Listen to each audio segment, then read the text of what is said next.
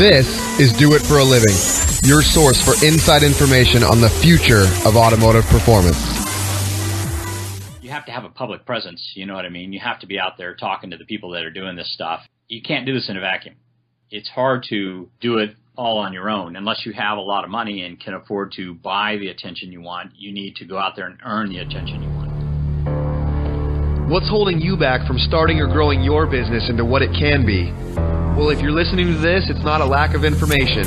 What you're about to hear is all you need to get motivated and start making waves. Do It for a Living podcast details the journey of today's true players in their own words.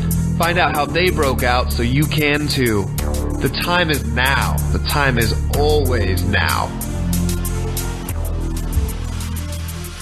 All right, so I got Brian at Hasport. Brian Gillespie, how's it going? It's going great. How are you today, Reed? I'm living the dream, baby. I never get tired of that. Tell me about Hasport. How did it get started? Tell us about who Brian Gillespie is and what your background is. Sure. I mean, just to start off with, Hasport is a company that manufactures mount kits, wiring harnesses, axles, and chip linkage for engine swaps for Hondas. We pretty much specialize in Hondas. The business was developed because we wanted to race cars. Back when I was, just a wee little lad, the very first picture of me is on my mom's lap in my dad's 190 SL coming home from the hospital. This is like before seatbelt laws. And my parents used to run SCCA events, Hare and Hounds and autocrosses, gymkhanas, things that you don't hear a lot about anymore, but except the autocross thing.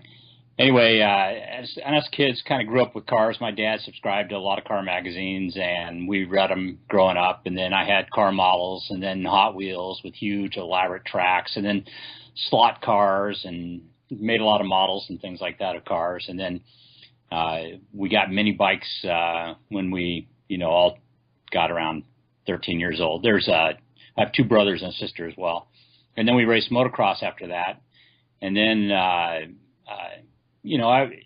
remember modifying not only my motorcycle, but also taking neighborhood kids' bicycles and turning them into monoshock bicycles. It was back in like the 70s when Yamaha first came out with those designs. And I would, cut up people's bicycles and re-weld them together so that they had suspension.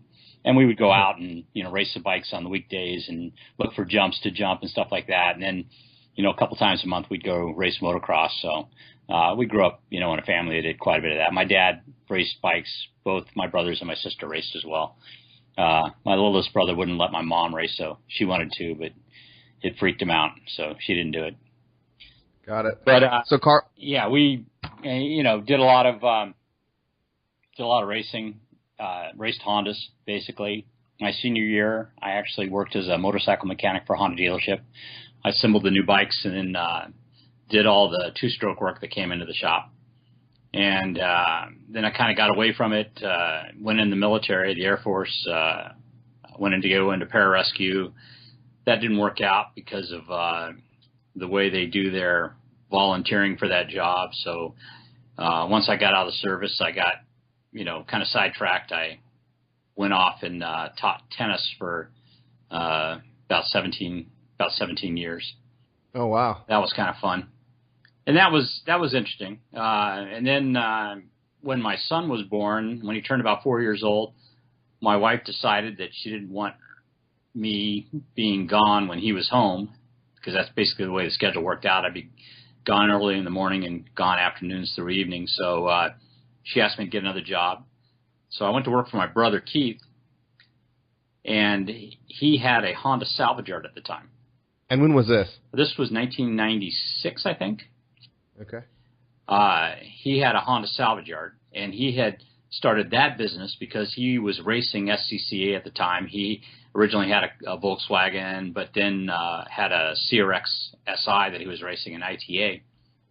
And he was, having a lot of fun, and he told me if I came to work for him, he'd let me build a race car so I could race too. So I went to work for him, and I would take his CRX out for track days while I was building my car, and I would take it to the drag strip. And people kind of started noticing that there was a Honda that was, reasonably quick. I basically had a stock D16 and was running, mid-14s in the quarter mile, which was, not bad for a stock CRX. What's really funny is my brother had he's a big Mopar fan. He had a Barracuda and he had numerous cars, but he had a Barracuda that ran a 14.8 in the quarter mile with a frickin' 383 in it. And the CRX was faster. with a 1.6. With a 1.6, exactly. We just kind of, we're running the salvage yard, and I wasn't particularly enamored with, digging dirty parts out of cars. So we decided to go ahead and make kind of had a performance branch of the business because he was buying a lot of AEM stuff. Okay, like back when AEM was just doing intakes and stuff. Exactly. John Conciali was kind of an engine guru. So, when Keith would build motors, he would call him on the phone and get advice from him. And yeah, we were they were actually a reseller of a lot of parts too, not just doing the intake tubes. Okay. And then at the same time, he was a suspension techniques dealer and a new speed dealer. They were, into the Honda early stuff at that time. Lightspeed was another one. Jackson Racing, we had some stuff from them. But anyway, he kind of started that business. It was called HAS for Honda Auto Salvage Motorsports, and he was using that to kind of be a dealer for all these performance parts. And then people started kind of visiting us for performance stuff and things like that. And then at one point in probably 97, a friend came up and asked us if we wanted to do a ZC swap in his Civic. And I had been on the internet and on forums, particularly the hybrid page, looking at all that stuff, and thought it was pretty interesting. So we said, yeah, sure, we'd like to try to do the engine swap. He was a writer for Grassroots Motorsports and wrote it up as an article. So we did a swap there at the salvage yard. It took us a day and a half to change everything over, and first time we'd done it, and we had a little bit of a problem with the distributor because of the way it worked. Finally found out we'd just swapped 2 wires and it had changed the form. But we got it up and running, and we started thinking about, wow, there's some possibilities here. So I started looking into, how to buy the motors, the ZC motors and things like that. And so we started visiting California, K. Watanabe, and some of the other companies that were doing a lot of engine importing. And we were finding ZCs for, a few $100 and B16s for, $450. So we just started making trips out to California and picking those up and bringing them back across into Arizona. And so about that time, the engine swap thing started hitting. There was a couple of companies that were doing it. On HCP, I think, was selling a few brackets to allow you to put B series in 88s and 91s. And then Gil Garcia over at Place Racing was doing some stuff with, making new weld-in, kind of brackets for the frame rail so that you could use the stock mounts. That was right. That's right. So, oh man, you're bringing back memories. Yeah. So it was George was over at who's now with AEM, by the way, AEM Intakes. George Say was over at HCP. He was doing the brackets, and then I think from the brackets he went on to start doing mounts like Gil was, because Gil kind of transferred from doing the brackets to actually doing mounts, steel mounts. And it was kind of interesting at that time. I would go over and stop by those shops. I would stop by Pit Crew and Place Racing and some of the other places, and see what was going on. And Gil was like, very early on doing the mounts, and I was trying to get mounts for our company at the time, HAS Motorsports, and trying to get things going on. And then that business kind of started to take off. So my brother separated it off from Honda Auto Salvage, and I renamed it Hasport at the time because I wanted something that was, looked good on a windshield banner and was, short and sweet and, kind of a easily remembered name. Right. So we just kind of separated out the business at that time. And originally I went over and from Honda Auto Salvage and went over. My dad had a shop that he was reselling cars from. So I went over there to his shop and was doing the swaps out of there. And at this point, you're actually offering the service to do correct. the swaps. We were doing the service. People would come in and pay you to do swaps. Right. We weren't really thinking about being a manufacturer at the time. We were just thinking about, just actually doing the swaps. We were selling engine packages. We were constantly trying to get the motor mounts from Place Racing. They were always back ordered, months at a time. Yeah. And then I was making suggestions on kits I thought he should do. And eventually we decided to make a kit for the 84-7 Civic and CRX. Okay. Because Gil said he had no interest in doing it for that old of a car. So it took me about a day to prototype the mount kits, and we went, wow, this isn't that hard to do. And at this point, it's like 1/4-inch pieces of welded steel, right? Yeah, 3/16. We had some tubing that we found at a salvage yard that was easily attainable, and we I found a company to manufacture a urethane bushing to go inside of it. At the time, Place Racing was actually bonding their urethane in, and I hated that solution because it always seemed like if you had high horsepower, you would tear the urethane. You'd separate it from the steel. So I didn't think that was a very good idea. So I had been trying to talk Gil into just selling me the mounts without the urethane in them. Right. And then you found a company that would manufacture the urethane inserts. Right, and then we just press it in, and I just thought it was so much cleaner of an option. Plus, you could get different durometers of urethane that way, and change it for the customer rather than just casting it in and one choice, one size fits all kind of thing. Sure. So, and then Gil was getting more popular, and it was getting harder to get his parts because he didn't really seem to be stepping up his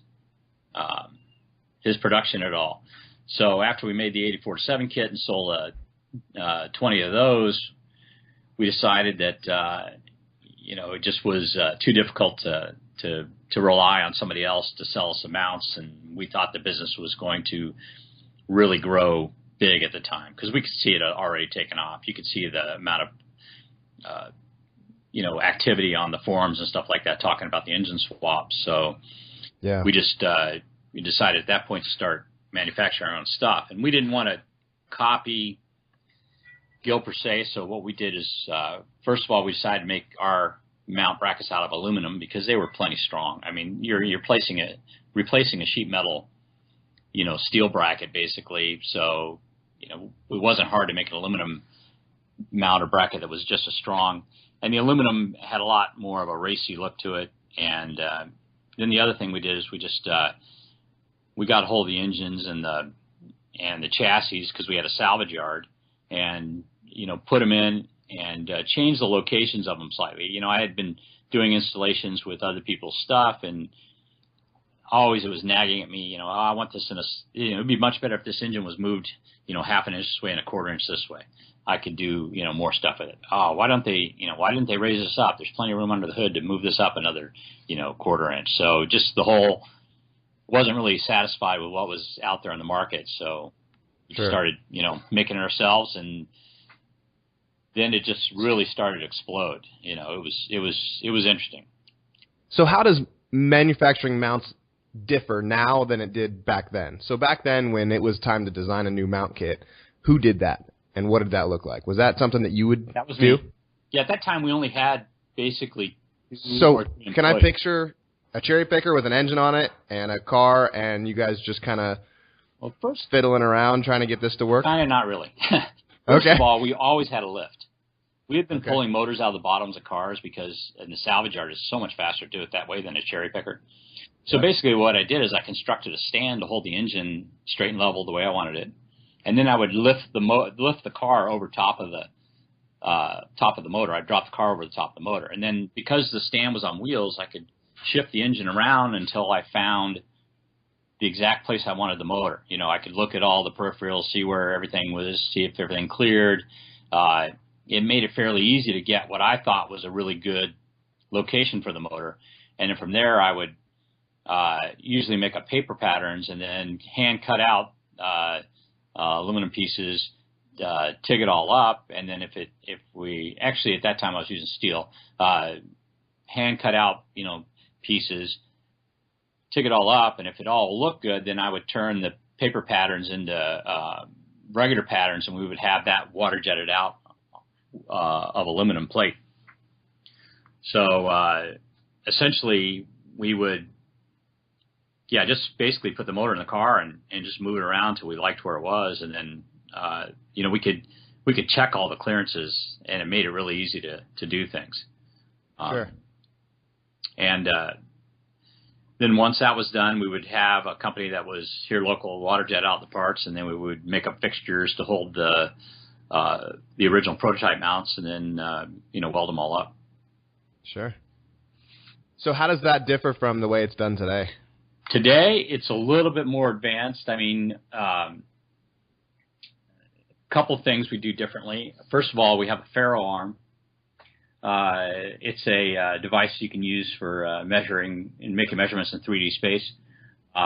It's hooked up to software that then feeds the coordinates into SolidWorks. So we can basically find hole centers and axes and parts we need to avoid using the ferro arm. We still put the motor in the same way, basically on a lift and with a stand. But then we get in there with the ferro arm and we make measurements. And then once we have the coordinates we need, we go in and to SolidWorks and model the part. Then actually 3D print it. We have okay. When did you start doing that? I don't know, 8 years ago maybe.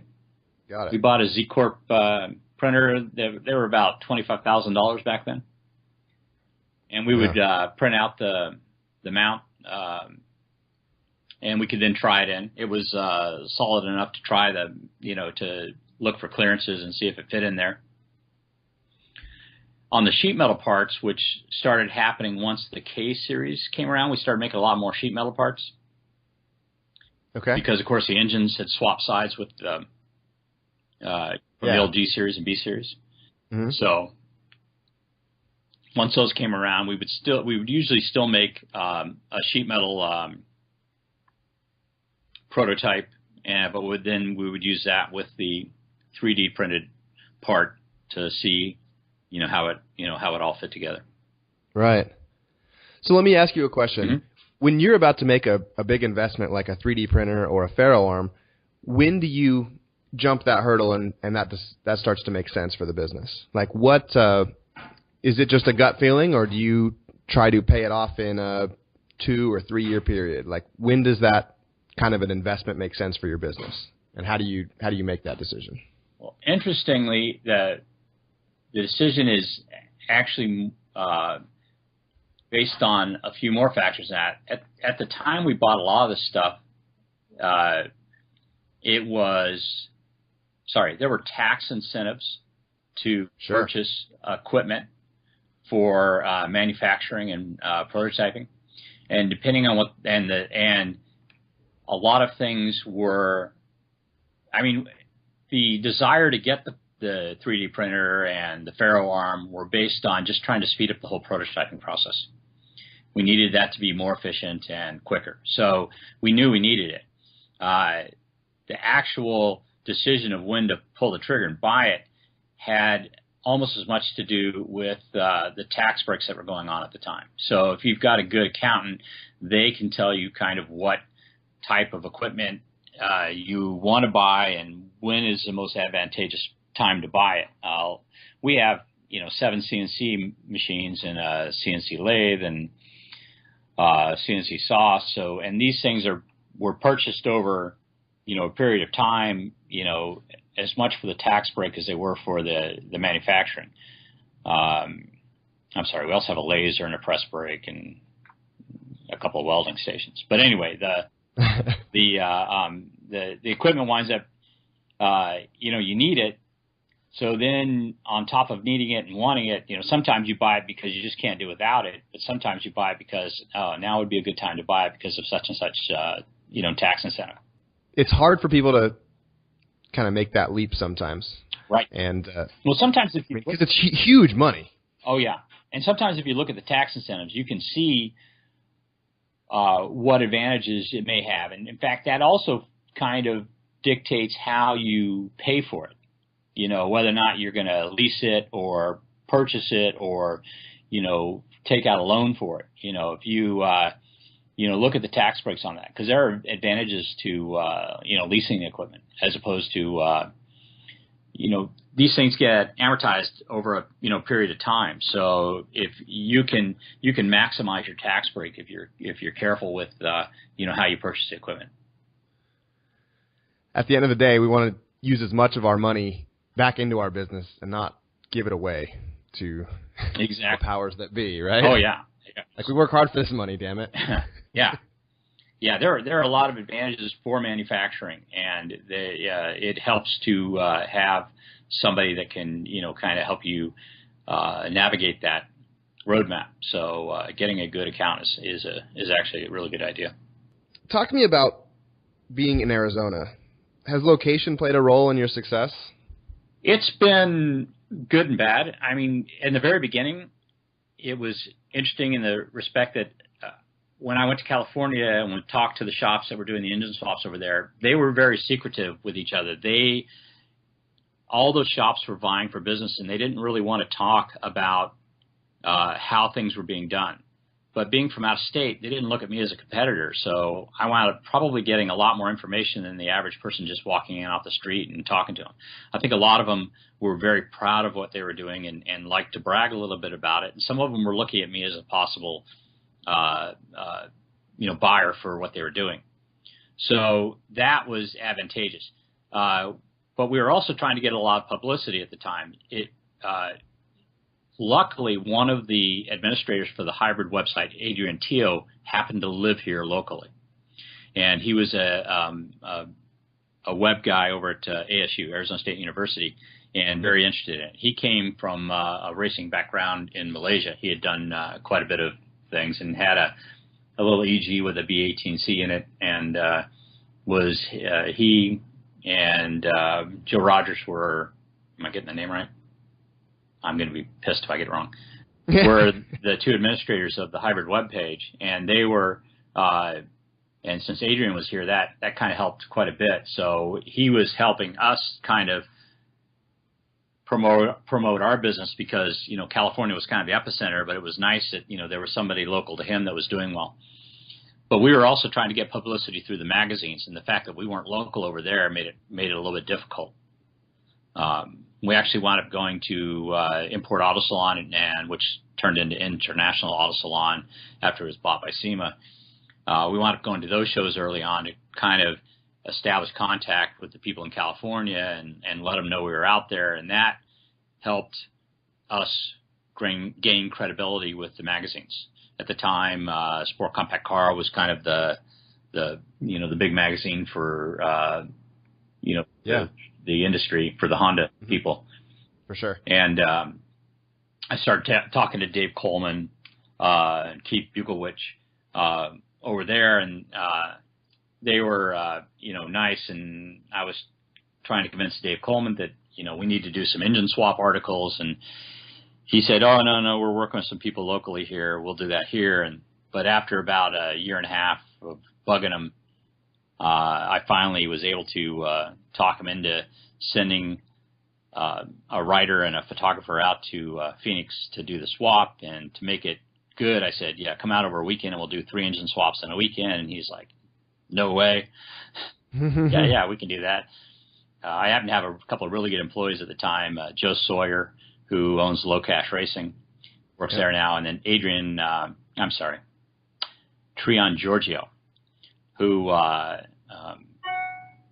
get his information. He actually taught here at ASU, not at the time. He was actually a student at ASU for engineering.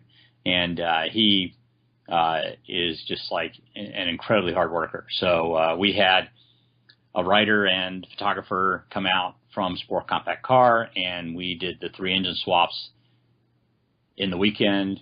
And then I helped them, edit the copy so that it all worked out well. And from there, it was just really worked out well. I think I did 6 or 10 more after that, and then that kind of opened up stuff with Super Street, and Honda Tuning was just getting started, and that helped there, and Import Tuner, and I got to meet all the magazine guys, so it worked out really well. Right. So the takeaway that I want people to listen to here is you went out there and made that kind of thing happen. Like, that didn't come knocking at your door, even though you were doing this at a time when Honda swaps were still relatively new and people were massively interested in it. It still didn't come to your door. Is that right? Yes. I mean, you had to go make that happen. Right. In all honesty, I saw that this was early times for this whole industry, and I knew that the ladder to the top was only 2 rungs at this particular time, so I knew it was much easier to climb now than it would be, 10 years from now. Remember the networking craze, how everybody was talking about you have to network. This was like 15 years ago. That's all anybody talked about. Okay. And from teaching tennis, I found out that when I traveled out of the state and went to, events where other tennis pros were, it was incredible what it did for my reputation. So that was the early decision to go visit International Auto Salon and Import Auto Salon. We knew that we had to go out there and have a public presence where all the stuff was being showcased and, unveiled for the first time. So, and then I just worked hard on trying to set up a relationship with the guys at the magazines. It was, it was one of those things where we had to go out to the leading edge of where everything was happening and make our presence known in order to, and make sure people knew who we were. Right. So, Brian, you keep saying we. Who's we? My brother Keith and I. Okay. So you guys are out there shaking the tree, trying to see what falls out. Honestly, it was me. Okay. But I talk about we because it's a family business. So sure. But yeah, I would take employees with me, of course, because it's not really a one-man show. And the thing is it's all about, still in this day and age, and even maybe a little bit more with Facebook, you have to have a public presence. You know what I mean? You have to be out there talking to the people that are doing this stuff. You can't do this in a vacuum. It's hard to do it all on your own unless you have a lot of money and can afford to buy the attention you want. You need to go out there and earn the attention you want. And, you need to go talk to people. Right. So when you were doing that, is that something that comes natural to you to go out and meet all these new people? Like, do you doubt yourself or think, what if this doesn't work? And if you do, how do you overcome that feeling? Like, if you're about to go to Import Auto Salon and try to go meet all these new people, is that something that it just makes sense so you go and do it? Or, do you kind of hesitate before you go and introduce yourself to all these new people and do that kind of stuff? It totally makes sense to me. But then that, again, has to do with my background. When you teach tennis for a living, you're basically the star of the show. You need to get the people to laugh. You need to get the people to enjoy themselves. You need to have the type of personality that makes both the student and, if the student's not paying for the lesson, whoever's paying for the lesson, think that they're getting their money's worth and enjoying themselves. So you have to be more than just a book of knowledge. You need to actually get out there and have some personality. Have some personality, exactly. Right. So that for somebody who doesn't have that, they need to kind of cultivate that skill. And you cultivate that skill by just going out and practicing. It's not something you can read in a book and do. You just need to go out there and do it. You need to be, if you know somebody who's personable, hang out with them, find out what they do that works for you. But more importantly, you just need to go out there and do it yourself. Right. Tell us about casting your net wide. Have you ever thought about expanding into other types of cars?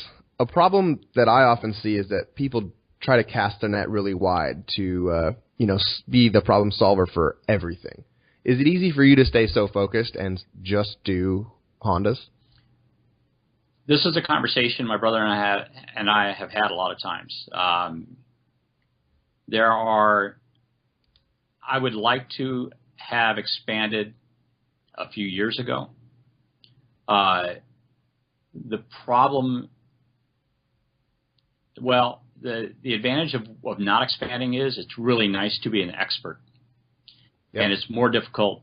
And every time we bring in a new piece of equipment, I always go, crap, got to be an expert in something else, and you wind up learning it. And if we brought in a whole new bunch of cars, it would be the same type of thing. It would be, learning, whole new, systems and stuff like that. And it's not that I don't want to do that, but there's a certain amount of security not doing that, So it's not even just expanding into other cars, but it's also expanding into other areas of Honda performance. We've done a lot of road racing. We've got a lot of suspension knowledge. We've done, turbo builds, supercharger builds, numerous cars that were really fast, and it would not be hard for us to come out with a turbo kit. I look at the current market and say to myself, they're not servicing it properly. Things should be done differently. But it's also nice to focus on what we have and then partner with those other companies, you know what I mean, and not be, not in competition with them. But exactly. We have a lot of really nice partnerships. AEM's been fantastic over the years, both the electronics side and the intake side. Full Race has done some really nice stuff with us. That's been a blast. Jackson Racing, Skunk, and Progress Suspension, boy, they've been with us since day one. We've had some just really fun stuff, cars that we built that they've helped out with as well. So, and Honda, I shouldn't forget them. Honda has been just since day one has been huge. Right. So, it's nice to have these friends and partnerships and be able to bring a couple of companies together on a build and then put a car out there. So and if we built all those things ourselves, the business would probably be bigger, have a few more headaches. And again, this is a family-owned business, and I think Keith is pretty happy with the size and the sales we have. So he's never really felt the need to go out there and try to be all things to all people or even all Honda guys. So it's all in all, it's probably served us pretty well. I think so too. I think if you try to cast your net too wide, you end up diluting kind of who you are, because you guys really are the best in the world at what you do. Thank you. I appreciate that a lot. And that's what that's kind of what we're striving for. I feel grateful that it's appreciated. I mean, we get a lot of nice compliments when we go to any of the events and stuff like that and talk about, some people recognize me and some people, recognize the name of Hasport. So, and it's really nice to be recognized as an expert. And I appreciate your words. Thank you. Yeah. Well, what do you guys do and what have you done in the past to keep people from ripping off your designs? So is there anything that you can do in mounting an engine into a car that makes it proprietary and protectable? Is that something you guys are concerned yourselves with? Early on, we were given advice by a patent lawyer that it would be more effective to build our brand than to try to patent things that are basically difficult to patent. Motor mounts are pretty simplistic. I do regret the fact that we didn't at least do some design patents, because there are quite a bit of copies of our parts out there. Luckily, none of them have impacted us that greatly, and I'm hoping that's because of the goodwill that we've fostered with people. But there are quite a few people that are copying what we have, and when I say people, I'm not talking about our actual competitors, which would be like Innovator. I'm talking about, companies that are in China that are just basically, turning on the copy machine and get off. We do have some IP protection, copyrights and things like that, and we are working with that. We're actually currently working with the FBI on some stuff that's counterfeit, so we're hoping something comes with that. We do have some new products. We just recently applied for a patent for our dual height mounts for a new Lean Series K kit. A kit that you can basically, flip the mounts on in order to get the engine, keep the head at the same height regardless of whether you're using the taller K24 or the shorter K20 block. And that should simplify, honestly, header design and turbo kit designs for, other people who are doing that kind of stuff. But it also maximizes ground clearance because we can pull the engine right up against the hood for a K20, and then when you put a K24 in, because that engine is taller, you can flip the mounts and that drops it down a little bit, and you can get the taller engine in without, having to cut a hole in the hood. Right. There's some other things that we're going to be patenting here over the next year. Can't really talk about them right now. Okay. But stay tuned. Pardon me? But stay tuned. Yeah. Right. Exactly. But they should be interesting. I mean, it took us a while to figure out what exactly is patentable, and then we're going to actually start doing design patents on some of our mounts. We're going to make a few changes in them that are, ornamental in nature, and start doing that. So when people do start copying us, they can't, they're going to have to make some changes, and they can't exactly copy us. So, So the idea is just to make it a little bit harder, so where people aren't just blatantly ripping off, like buying your set of mounts, digitizing it, and reproducing it. Correct. They're going to actually have to do a little bit of legwork, exactly. at least. And then they also can't advertise on eBay that they've got, Hasport mounts when they don't have Hasport mounts. Right, because it'll be obvious by looking at them that they're not. Exactly. Right. Exactly. And that's actually an issue because the blatant copying thing, not even the kind of sly way of doing it, but the blatant copies where they're not real and they're being sold under your brand name. I mean, that's happening in all over this industry. Yeah. Yeah. Exactly. Yeah. So that's kind of crazy. I'm sure that those things have hurt our sales. I mean, luckily we're still growing, so it's not as painful as it could be. But recently we've noticed a lot more activity with counterfeit stuff. I've always looked at your product as a premium product. Okay, so there's other billet engine mounts that kind of have burrs on them, and your guys' stuff is nice and deburred. It's just like if you're looking at the two mounts, closer than 10 feet away, you can tell the difference. Okay, the fitment's always better with your stuff, but how do you decide to stick to your price when other guys are trying to beat you on price? Like, you're not trying to win on price. No, we're not trying to win on price. If it turns out in the end that we have to drop the price so much that we can't pay our employees a good living, it may be time to do something different. I mean, the deal is well, our price has come down. It's come down quite a bit, but we've also streamlined the manufacturing stuff so that we were able to bring the price down. And at the same time, because we've streamlined manufacturing, our profit margin has gone up slightly, which helps us out, as well, because, sure, again, we like to grow. But the thing is, we don't want to compete on price. I mean, it's not worth it. It's not to get all Steve Jobs on you, like some people do.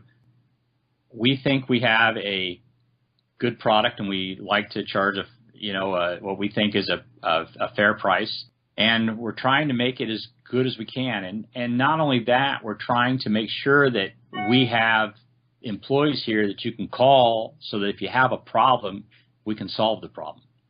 We recognized early on that the best marketing tool was understanding that people aren't buying mounts. They're hiring your company to have a successful experience. They aspire to have a faster car. So it's not just the fact they want to bolt the engine in the car, which is what a lot of people, I think, are looking at when they're buying the cheap, Yonaka steel mounts, things like that. We're hoping that if you have a problem, you don't know, you have a wiring problem or you have an exhaust problem, we can say, we can help you with that wiring problem, or go to this company for the header. It works with our stuff. You know, we've got somebody there online that's going to be able to answer those questions for you and help you make sure that you are up and running, that you're not, you know, that this isn't some 6-month project that finally winds up getting, you know, sold to the junkyard. Right. Tech support Right. is a huge part of what you guys are all about. Yeah, that's why early on we started making the wiring harnesses. I can remember back in the day, you know, the horror stories of people having their, you know, I took it to such shop. It was there for 3 months. When I finally got it back, I noticed that the bulb had been taken out of the, you know, that engine light bulb had been taken out. And there was a RPM activated switch wired in there in order to turn the VTEC on. And it's like, it was nuts, you know. Yeah. And that was the normal story. You know, you would hear these big flame wars on the hybrid side about, I brought such shop and they took 6 months and it still doesn't work. And I finally hauled it out of there. And then this guy charged me $1,000 to fix everything they did. So, yeah, I think it was probably 98, 99. I started building wiring harnesses in my garage. I would, you know, when my son went to bed and after I talked with my wife for a while, about 10 o'clock, I'd roll out in the garage and I'd turn on Loveline. And yeah. And I would build harnesses till 1 or 2 in the morning, you know. Yeah. And then we would sell those, you know, with Hasport as well, so that people, you know, we made sure that people not only could bolt the motor in their car, they could fire it up too. So at that point, that was my next question I was going to ask. Did you build the wire harnesses, and you know, when do you decide what things you're going to build yourself and what things you're going to hand off to someone else or find a partner for? Well, back in those days, there was only 3 of us. So, 2 of us. I'm sorry, 2 of us. And so a lot of these things, I was telling my brother, hey, we need to do this, and he wasn't interested, so I was just doing it, you know, on my own in the house. And then I was, you know, charging, you know, he would sell the harness, and I would get, you know, $15 to $50, depending on what harness it was, for the labor I did that night. And he would, so it kind of worked out that I could, you know, use it for some extra income, but more importantly, we made sure that people were, you know, getting their cars up and running. Right. And then once we got to 4 employees, that's when I passed the wiring off to somebody else. But back in those days, it was I was doing the prototyping, I was building the harnesses. I had another guy that was working on cars at the time, and then Joe Sawyer happened to work for our salvage yard, but he was also the one who took all the phone calls for Hasport. So he was, you know, doing that kind of on the side, and he was interesting back then. He was chipping ECUs and making money on the side that way. So it was kind of an interesting marriage there. He was like a parts guy at Honda Auto Salvage and also the phone guy for Hasport. And then Hasport was kind of, you know, 2 people, you know, me and James Rasmussen, you know, working, you know, doing all the wrench turning. And although most of the time I was actually either developing new kits or building wiring harnesses or out there pulling parts off salvage yard cars to figure out what worked with what in order for us to tell people, yeah, get a throttle cable out, you know, a 92 Civic and it works fine with your, you know, whatever. Yeah.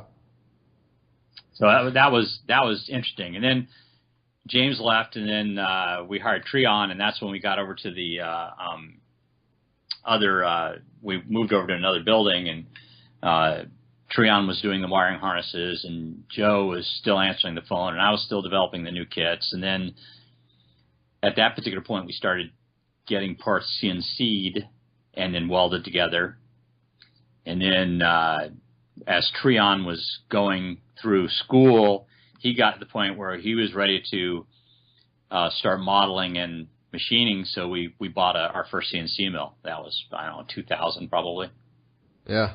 So, and then we started, you know, CNC machining our own stuff at that point. That was kind of another interesting milestone. And we wound up, because he was doing the CNC work and the programming and stuff, and then actually school started taking him away more. I wound up being the CNC guy, and I hired a wiring guy at that time. So we were four employees for a little while.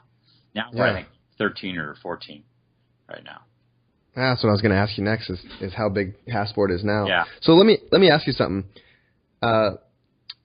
Who handles tech support like now, and how do you find and keep those types of good employees? How do you find and keep good employees? You have to pay them enough. Yeah. I mean, basically, we found the employees. Like right now, we have these two brothers that work for us, Brian and Chris Thomas. They were modifying Hondas, 15 years ago, 20 years ago. Back when it was, modifying it meant, chroming your hood hinges. I remember those days. And then they got into the engine swap thing. And Brian is kind of a self-taught guy, but he's a really good mechanic. And Chris has just owned dozens of Hondas. And between the two of them, they've done, a pile of engine swaps. So we wound up getting one of them in to help with wiring, Brian, after the salvage yard closed, because Brian actually was working as a parts puller at our salvage yard. So we wound up hiring him over to do the wiring when the salvage yard closed, because we had another guy, Scott, who did a lot of wiring and fabrication and things like that, and he moved on to something else, and Brian came in, and then his brother Chris joined us later, running the warehouse and shipping. Sorry, I'm talking faster than I'm thinking. He wound up running the warehouse and the shipping and stuff, but he was familiar enough with engine swaps that he knew, what parts needed to go with what, to ship things out. And he eventually wound up being a tech guy. So over the years, we've had a really interesting group of people. I mean, Joe Sawyer was the main sales guy and tech guy for years, and he has tons of engine swap experience. He has been with us when we did most of our engine swaps, had been with us for many, many years. He eventually went off to start Low Cash Racing, which is he machines for small companies and stuff like that, specialty parts and things. But then we hired another guy who was doing our internet stuff and things like that, Rob Benner, who was really good. He was actually a writer for some of the early import magazines. Is there an Import Tuner, I think? Yeah, Import Tuner. Yeah. I'm sorry, Import Racer. Remember, it was kind of an offshoot. It was not one of the bigger magazines. Import Racer, and then there was another one, Hot Compacts and Imports, HCI. He was a writer for them.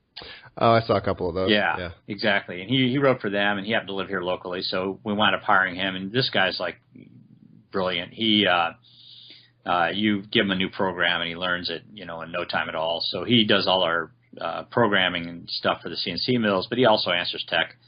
And then Chris, of course, answers a lot of tech, and then Brian answers a lot of wiring tech. In the end, if they come up with stuff that can't be solved, then I get involved at that point. I come out and settle the argument, so to speak. Yeah. So yeah. Tell me a little bit about, what's your day look like now versus a few years ago? What does a day in the life of Brian Gillespie look like at Hasport these days? What are your roles and responsibilities? What are you doing?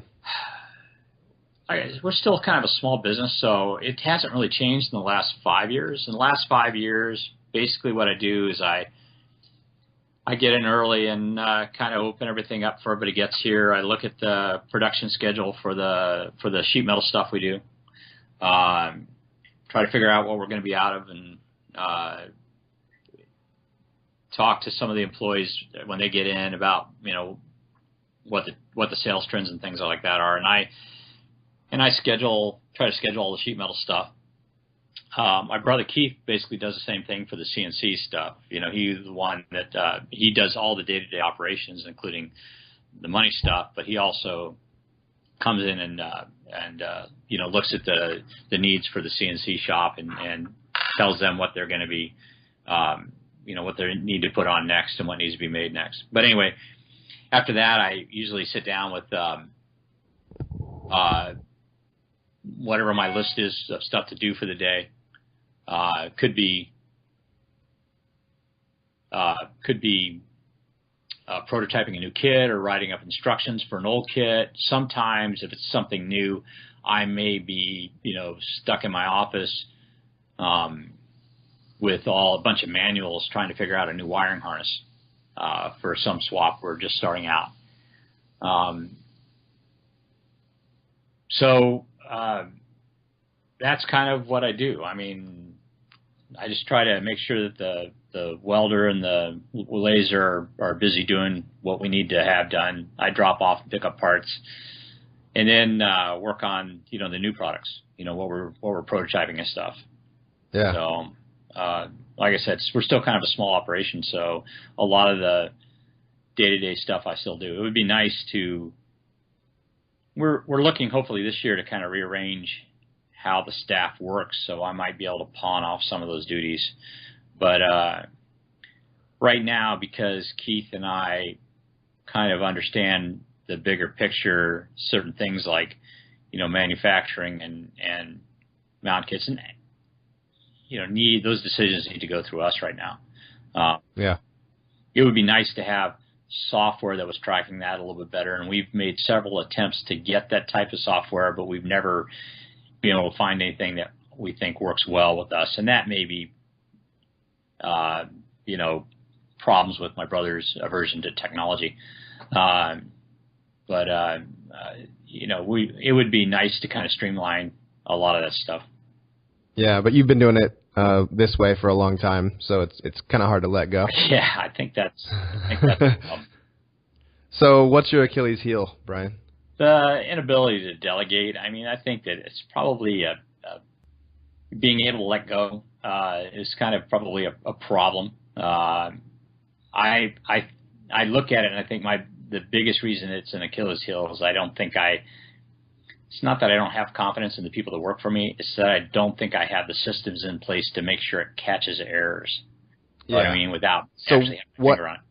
The system that catches the errors is you. You're the system. That's the problem, yeah. So that makes it difficult. It would be, I'm looking at stuff all the time to try to alleviate that, but unfortunately, I'm probably a little too busy doing stuff that's unnecessary to really deeply investigate that and figure out what I need to do. So it sounds like you've recognized that issue. Mm-hmm. Can I ask you, have you recognized that issue for many years, or is this like a recent kind of aha moment? And now it's just a matter of trying to figure out how to do it. Honestly, or has it always been like a lingering, I know that's there, but I don't know what to do about it? I would say it's always been lingering. I think it's a recurring thing. I think there are times in the year when we're not so busy that that's a big deal. You know what I mean? We've got a season like probably everybody else in the import industry. You have the big hit in January when everybody gets their tax returns, and then you have another hit when people get their student loans in the summertime or start working on their cars because of summer. Yeah. And then you get that small little bump in September when people get student loans. I've known about this problem for a while. I really need to do something more about it.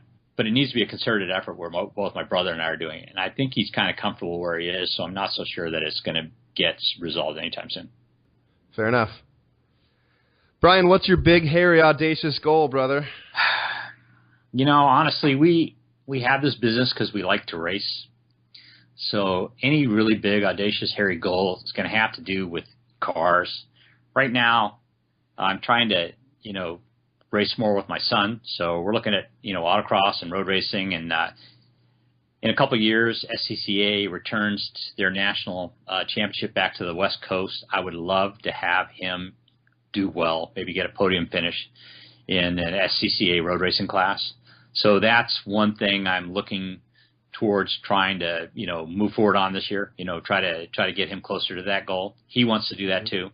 He's actually pretty talented. He's pretty quick in a kart. So, and he's a pretty fast learner in a car. So I think he has a potential to do really well with that. I still feel kind of unresolved with the whole, Bonneville stuff. I need to go back there and, I'd like to break 200 miles an hour with a naturally aspirated 4-cylinder. I think the way to do that was with an Insight. So that's a goal I want to start working on again. I had started working on a car, but we kind of postponed it due to a bunch of other things that came up. And then I'd also like to do 250 miles an hour in a Honda. I think that would be a blast. I know Doug at Honda is looking to be the fastest car at Honda car at Bonneville with a 250-mile-an-hour run with his CRX. But I think the Insight's probably a little bit better choice, and I think it might actually be able to eventually eclipse his speed. The other thing is we've got a little side project we're doing called VTech Academy. Uh-huh. It's a website that is going to be all Honda tech, trying to kind of take the place of the old Honda Tuning magazine in online form. So Aaron Bonk and Aaron Gehagen, two friends of mine. Aaron Bonk used to be an editor over Honda Tuning, and Aaron Gehagen is a video friend of mine who we used to do a thing called Nacho Speed Garage, which was kind of just a Honda-based video show. We're trying to, turn that into something that's actually profitable and sustainable, and get just as much good Honda information out there as we possibly can. Start doing a lot of cool project cars. That plays into, the whole racing thing as well. And also my one really business-related goal is to overhaul all the instructions of our mount kits. And that plays well with VTech Academy. If I can grab all those cars and do installations in them, not only does it help me write better instructions, but it also helps the VTech Academy website. So what's the goal with VTech Academy then? Again, try to give people a place on the web that's like the Honda Tuning magazine. That was actually a profitable magazine, and we're looking to try to make it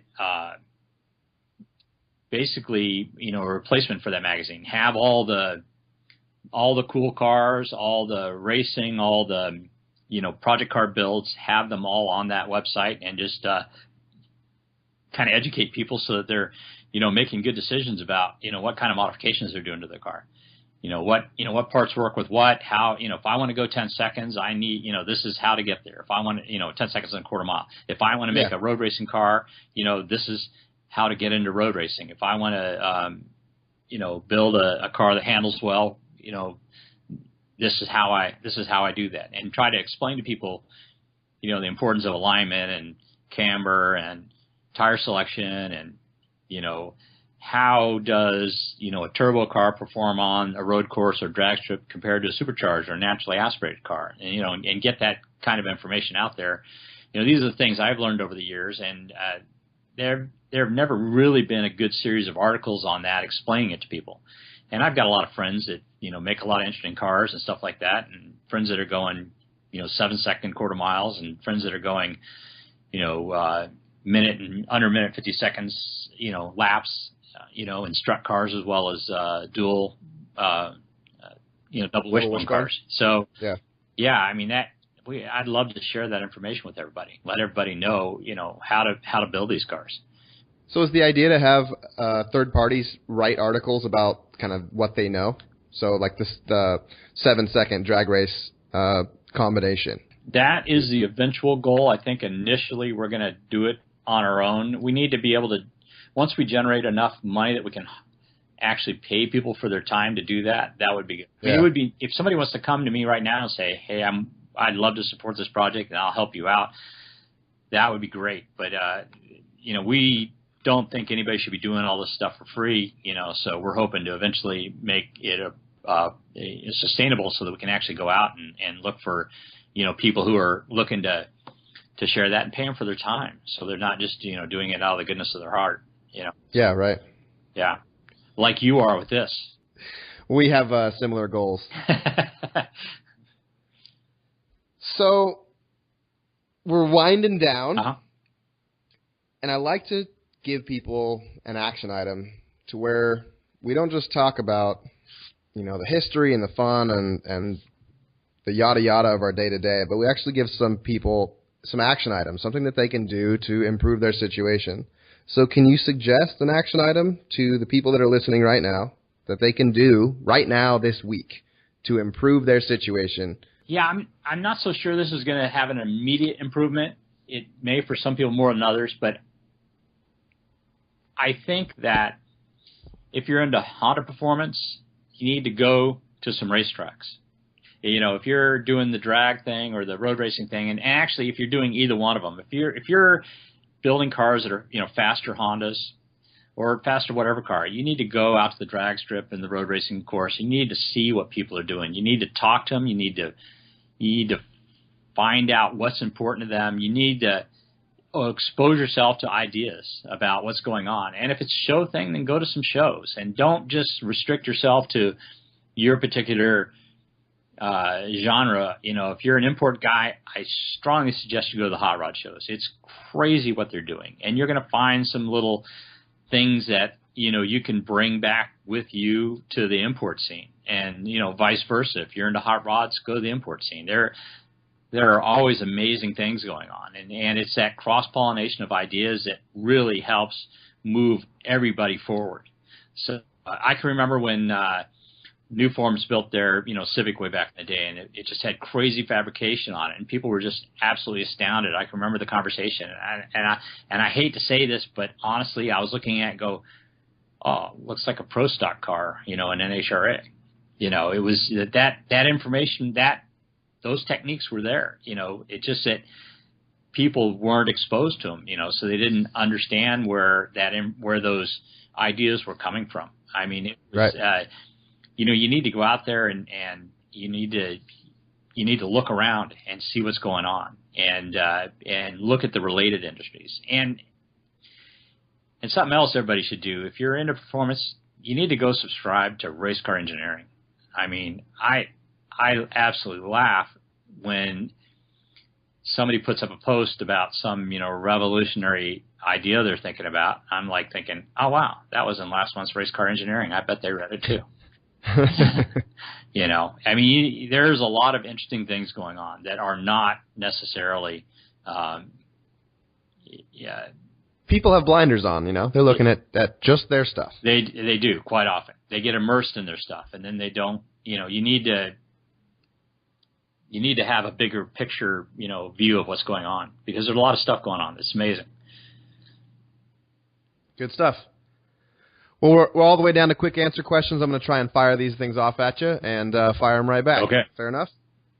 So tell us about a game-changing product that you've seen in the last year.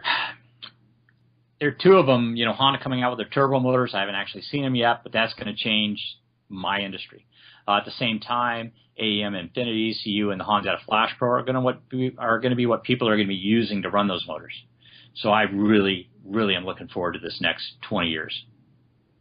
Yeah, with all the OE turbo cars. Exactly. I think that is going to be a game changer. Yeah, absolutely. What software program are you using daily? I use SolidWorks for designing parts, Pages, which is a Mac program like Word, okay. Photos, which is the Mac Photos thing, and I have a little program called Skitch I use quite a bit. It allows me to actually annotate photos. I use that quite a bit for, you know, trying to, you know, with emails, I'm showing people, you know, here's where this is. You need to look right here for the problem, or, you know, this is the wire you want to pull out, or this is where it is. You know, that allows me to annotate those photos. So I use those four programs quite a bit every day. Gotcha. So Skitch. Skitch. I like that yeah, one. Skitch. Is it a Mac program? Unfortunately, yes. You know, I look at it. I'm sure there's a PC version, or either a version of it or an alternative. Yeah. So do you have a favorite app that you use on a daily basis? Are you mobile? I am mobile. I mean, every day what do you got? I use the clock app on my phone because I have alarms set all the time for stuff that I need to do. Yeah. Overcast, which is my podcasting app. I listen to podcasts every day. Oh, yeah? Yeah. What podcast are you listening to? Yours, of course. Of course, right. For entertainment, I listen to Science Friday, which is a British podcast on just what's new in science. And then there's another one by Scientific American called Science Talk, This American Life, which is an NPR deal. That's kind of cool. Your podcast. There's a tech podcast I listen to called Accidental Tech Podcast. There's a guy on it, John Siracusa, who is absolutely a scream listening to how he criticizes stuff. He used to have a podcast called Hypercritical. And And listening to him has given me a whole new outlook on how to look at things objectively. So I started. What was it again? I'm sorry. It's called Accidental Tech Podcast. I'm going to write that down. Yeah, it's got a lot of programming stuff and things like that. If you're not into that, it might wind up being kind of boring, but it's a pretty interesting. He's an interesting guy. He's a really interesting guy. Gosh, yeah. There's a bunch of little ones. Fugitive Waves, Nature Podcast. So you're like me. You're jamming out to informational content, like at least as much or more than even music when you're driving around. Absolutely. Yeah. Yep. Yeah, it's funny. If it is, as long as I don't have a problem I'm trying to solve, I'll throw on a podcast. If I have a problem I'm trying to solve, I turn everything off, because it seems to me that driving time, or that time when I'm, wrenching on something, is when the solution always hits me. When I'm not really thinking about it specifically. It's interesting.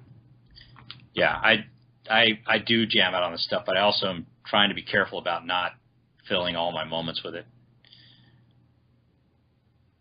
By the way, yeah, go ahead. By the way, I love the fact that you're doing a podcast. I think it's absolutely fantastic. It just, I've thought about this so many times, doing a podcast, just talking to people who are, building particular cars and what they're doing with the cars. I used to do a little one. I tried doing a podcast at one point with Matthew Rodriguez, and I may have to go back and do. Oh yeah, yep. Yeah, I know Matt. Yep. Okay, what's your favorite shop tool? You got some pretty fancy and badass stuff at your disposal over there, Brian. Yeah, so. I mean, the Ferro Arm's really cool. The 3D printer is really cool. The Mitsubishi Laser, that thing cuts so beautifully and so fast. We used to have a water jet, and the water jet was a blast because I could prototype parts on it so freaking fast. But the laser jet just kicks its ass. So that's really nice. It cuts at about 110 inches a minute. As opposed to? As opposed to 22 to 28 inches a minute, which is what water jet used to cut at. It's a little bit more involved in actually, cutting individual parts, but it works nice. And then, honestly, Honda shop manuals are my other favorite tool, because I do so many technical things with Hondas that it's just, and tech questions from customers. It's nice to have the shop manuals there, because those things are just a huge, huge help. So you're using the OE ones published by Helm? Yeah, the OE ones published by Helm. Yeah. Right. HelmInc.com is where you get. There you go. And those things are just crazy. I mean, whenever we do a new swap, we'll buy the brand new manual, and I'll usually find 4 or 5 typos in it, but which always is funny. It causes problems. But in the end, it makes it so much easier to do wiring conversions and things like that, and figure out stuff, how it works, and figure out problems when something goes wrong. You should offer your editing services to Helm. It's funny. I keep wondering if I had a particular type of account, I could actually submit those things. But I prefer the paper copies. I like the paper copies. One of the reasons is you have to have a PC and Internet Explorer in order to access the website. I just don't want to do that. I don't need that kind of pain. And by the way, I fully recognize that Solidworks is a PC program, and I do use a PC every day. But anyway, my point is, the paper manuals are awesome. So I just love having those. And I look for them used all the time on eBay or Craigslist, stuff like that. What's the future of automotive performance as you see it? I think the turbo thing with Honda is going to be huge. I mean, when the K-Series came out, everybody thought it was game over. And it turned out we just needed to make a few adjustments to the way the mounts worked and how the electrical worked. I think the turbo motors are going to be the same way. There are going to be a lot of, replacement engine mounts we're going to need to make, because, the SI, we sell piles of 2012 Civic replacement mounts because of the, engines are just too powerful, and Honda likes their comfort. The same thing is going to happen with the turbo stuff. We're going to sell a lot of stock replacement mounts for those engines. But more importantly, we're going to be swapping those motors and cars for 20 plus years. Yeah. Yeah, they're going to be going in older cars, newer cars. It's going to be fantastic. I'm actually interested in that 1-liter turbo motor they're coming out with. I have an N600 here that needs a motor. I think the engine controllers are going to have to get quite a bit more sophisticated. There's a lot more necessity to know what you're doing, and if you don't, you're going to get caught, because there's going to be a lot more kind of expertise that's required to put, a new drive-by-wire turbocharged OE engine, into an older platform. Mm-hmm.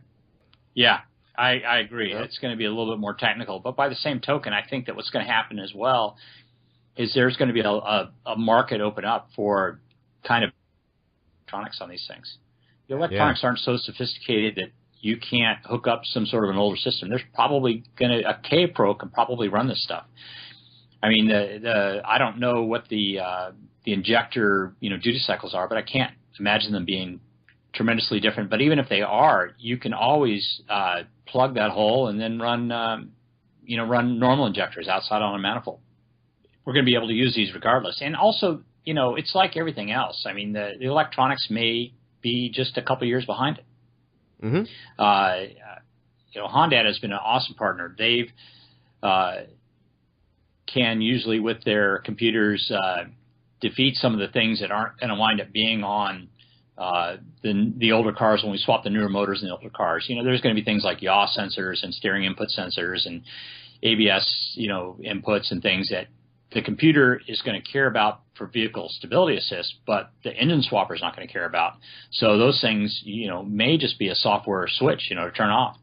So we probably will wind up, taking those newer ECUs and backdating them and just using something similar to a Flash Pro to just disable a lot of those things that aren't going to be on the older cars. It's going to be a pretty exciting time because all the OEs are going to be turbocharging. Engine's going to be getting smaller. Turbos are going to be on everything. Yeah, and I think the hybrid stuff is actually going to kind of take a back seat for a while. I think you might wind up with motors on what were the non-drive wheels, but I don't think it's going to be so much integrated motor assist. I think it's going to be turbo and small displacement. Man, I think that's exciting stuff. Yeah, because that's what we've been trying to do for 15 years, right? Like make big block power. That's what the mantra was 15 years ago, right? Beat all the V8 guys with your small displacement turbo engine, and now it's coming OE, and the domestic manufacturers doing the same thing, right? Good times. It's gonna be good times. Good times. There are so many. Brian, how do we connect with you and Hasport? Well, of course, we have a Facebook page, Hasport. You can go there, and I will try to get to any questions you have, things like that. I'm on Facebook, Brian Gillespie. Actually, look up Brian at Hasport, and it usually comes up. Brian, my identity that I use a little bit more there on Facebook for Hasports type stuff. Mm-hmm. I'm also Instagram, Brian at Hasport. Just make it all one word. And then Google Plus. I don't know if anybody's there anymore. Brian at Hasport. That was supposed to take off last year, and not so much. You can also reach me on VTech Academy, which is vtech.academy. You can get to me there. And we have a Facebook page as well, VTech Academy, the Facebook page. And then we're going to be at a lot of events this year. I should be at the Honda Day in August out there in New Jersey. I should be at most of the IFO events here on the West Coast. I think there's coming up here still this year is one in California and Nevada, and then one here in Arizona. So I'll be at those events. So stop on by and say hi. Always love to talk to people. Nice. Hey, Brian, thanks a lot. Really have enjoyed today's conversation. I really appreciate it. My pleasure, Reed, and it's a pleasure talking to you. Good luck with this whole thing. I hope it works well. It's worked great for me. I enjoy listening to the show every week. Thanks for listening to Do It for a Living. You can find out more about this guest, this show, and even details about what we just talked about at our website, doitforaliving.net. Check out the Facebook page at facebook.com/doitforaliving and tell us who you want to hear from. And most importantly, subscribe to the podcast. Click subscribe.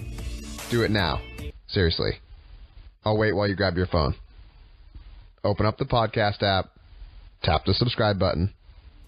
When you subscribe, you help us gain momentum and attract more high-level guests.